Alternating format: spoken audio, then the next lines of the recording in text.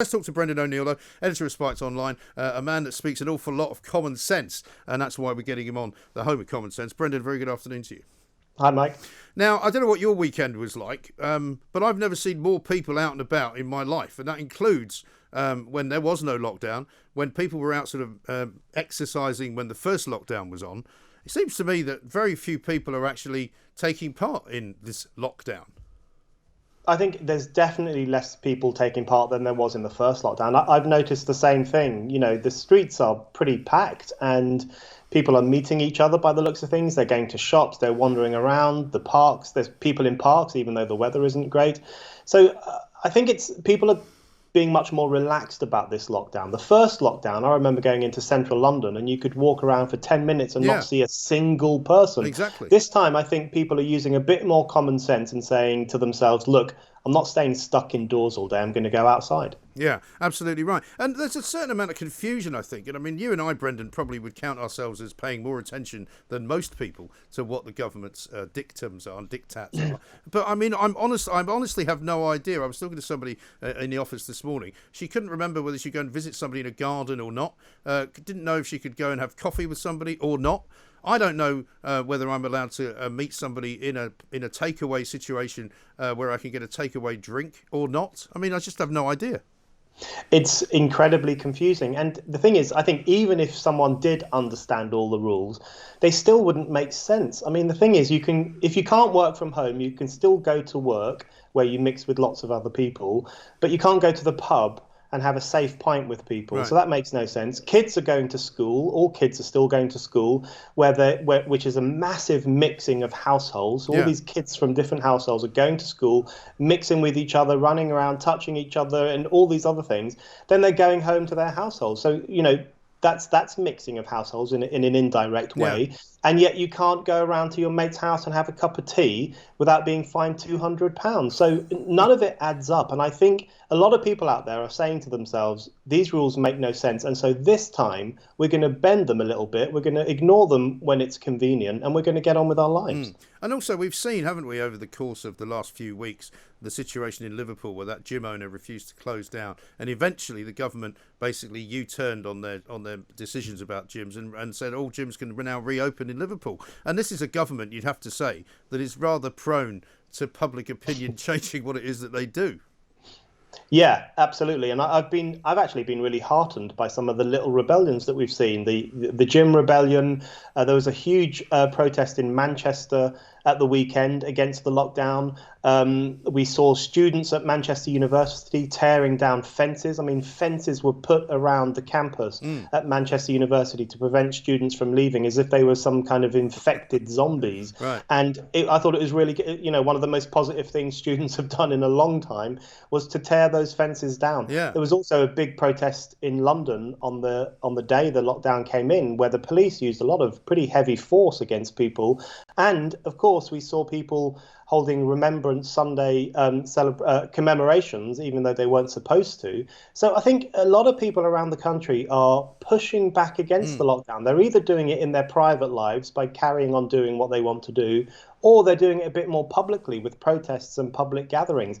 I think if the government thinks this lockdown is going to be smooth like the first one, it's in for a rude awakening. And that's the interesting part for me, because you're quite right. You know, there are, it's kind of, I suppose, take your pick and Murphy's Law and all the rest of it as to whether you get caught, really, isn't it? Because the police can't be obviously everywhere. I heard stories the other day of some police forces in some parts of the country stopping people from going too close to a cenotaph in their local town, which is clearly kind of bonkers. But you can sort of see the logic of it, but the practical outreach is nonsensical. Yeah, I mean, there's a point where you think to yourself, the lockdown just can't be policed in any significant way, because there are bound to be loads and loads of people who are mixing in other people's households at the moment. I mean, I'm sure during the first lockdown, lots of people didn't do that. I'm sure most people stuck to the rules as best they could. Yeah. But in this lockdown, I really do think it's different. And this is one of the things that scares me, actually.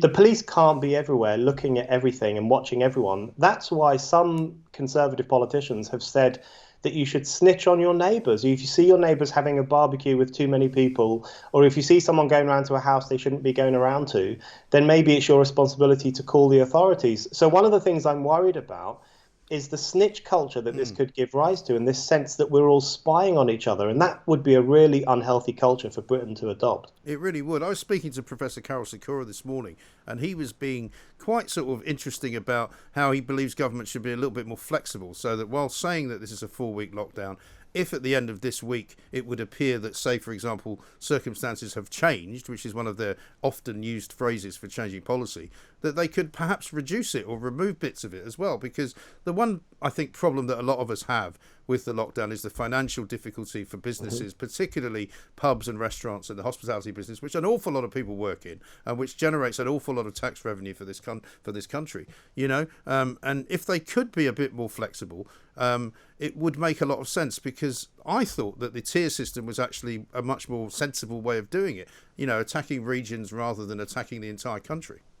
I think flexibility is absolutely essential right now. I mean, most people accept that some measures have to be taken and some changes in behaviour have to happen, especially to protect older people and people with underlying conditions. Everyone kind of accepts that, right?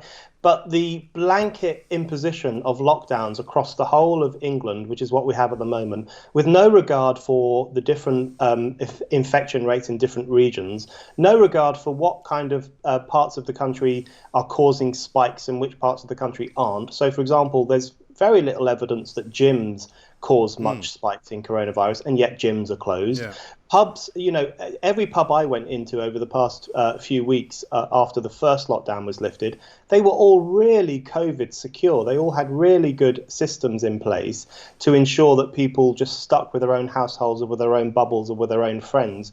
There wasn't much mixing. There was big plastic planes of, at the bar. You couldn't really stand at the bar. You couldn't talk to strangers. All those kinds of things were working quite well. And I think a serious government would have flexibility in terms of where it locked down and what kind of parts of the country it locks down. And instead, we have this blanket lockdown, which I think is really starting to irritate people. Well, it is. But then again, you see these anomalies. I mean, I saw a piece over the weekend about Bluewater out in Essex, that big shopping centre, where a very large portion of the shops, which are not what you might regard as essential food outlets, are actually still open. Some of them are only open for limited hours, but they're still open. You kind of go, well, how does that work? How can they do that?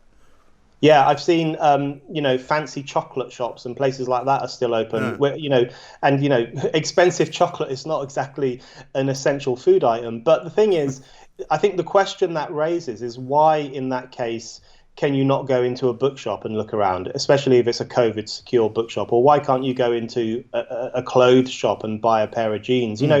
There are so many inconsistencies, and that's the problem. There are inconsistencies in how the lockdown is being applied. There are inconsistencies in the information that the government is pushing out. So that, their infamous press conference before the lockdown, where they said one of the predictions is that 4,000 people a day could die if we don't take precautions. But 4,000 people a day haven't died of COVID in any country on earth, including far larger countries than Britain. So inconsistent information, inconsistent application. The problem with that is that it really chips away at public trust, and people start saying, why are we doing this? Let's push back against it. But are you worried as well about the way that some of these politicians that rule us have got rather carried away and enthusiastic about these kind of measures that they can bring in willy-nilly with the snap of their fingers? Mark Drakeford, for example, today in Wales saying, we may never be able to return to normal life. Well, sorry, Mark, I don't know who died and made you boss.